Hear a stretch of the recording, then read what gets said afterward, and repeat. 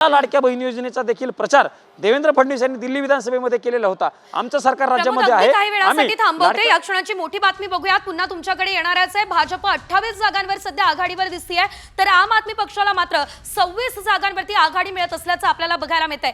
काँग्रेसने मात्र एका जागेवरती खातं उघडलं असल्याचं आपल्याला पाहायला मिळतंय।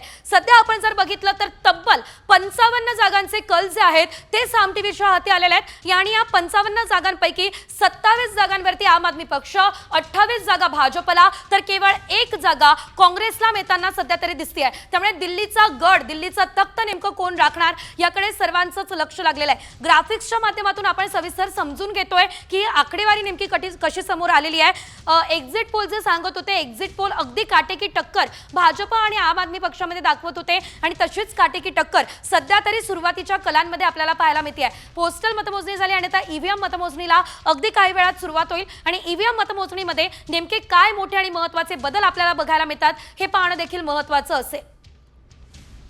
दिल्लीवरती नेमका कुणाचा झेंडा फडकणार आहे हा प्रश्न सध्या उपस्थित केला जातोय। मात्र सध्याच्या घडामोडी गेल्या 5 वर्षांमध्ये, अर्थातच अरविंद केजरीवाल हे मुख्यमंत्री असताना गेल्या 5 वर्षात दिल्लीमध्ये घडलेलं आहे, त्यानंतर खरं तर भाजप मुसंडी मारणार असं दिसतंय। दिल्ली विधानसभेच्या 55 जागांचे कल हाती आलेले आहेत आणि अरविंद केजरीवाल यांच्यावर अनेक गंभीर स्वरूपाचे आरोप जे ते झालेले होते। त्यामुळे आता दिल्लीकरांनी, दिल्लीवासियांनी अरविंद केजरीवाल यांना आता नाकारलेलं आहे का?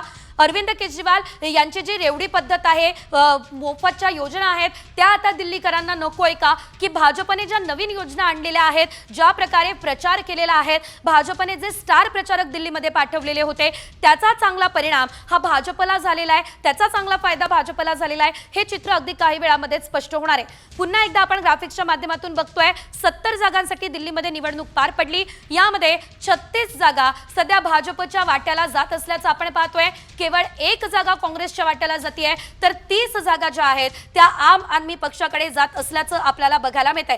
यानंतर आता ईव्हीएम मतमोजणीला सुरुवात होणार आहे, मात्र त्याआधी हे जे कल आहेत ते अतिशय महत्त्वाचे। 55 जागांचे जे कल आहेत ते आता साम टीव्हीच्या हाती लागले, त्यामध्ये भाजपला आता 36 जागा मिळत असल्याचं आपल्याला बघायला मिळतंय, तर काँग्रेसला केवळ खातं उघडण्यात यश आलेलं आहे। पुन्हा जाऊयात आमचे प्रतिनिधी प्रमोद जगताप यांच्याकडे। प्रमोद, आता 2020च्या निवडणुकांसंदर्भात बोलावंसं वाटतंय।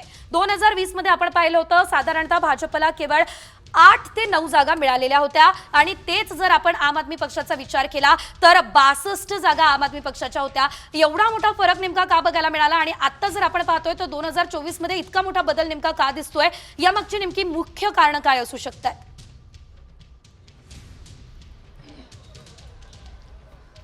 2015 साली जेव्हा आम आदमी पक्षाचं सरकार दिल्लीमध्ये आलेलं होतं तेव्हा 67 जागा आम आदमी पक्षाच्या पारड्यामध्ये दिल्लीकरांनी दिलेल्या होत्या आणि त्या काळामध्ये आम आदमी पक्षानं रेवडी योजनांवरती खूप फोकस केलेला होता।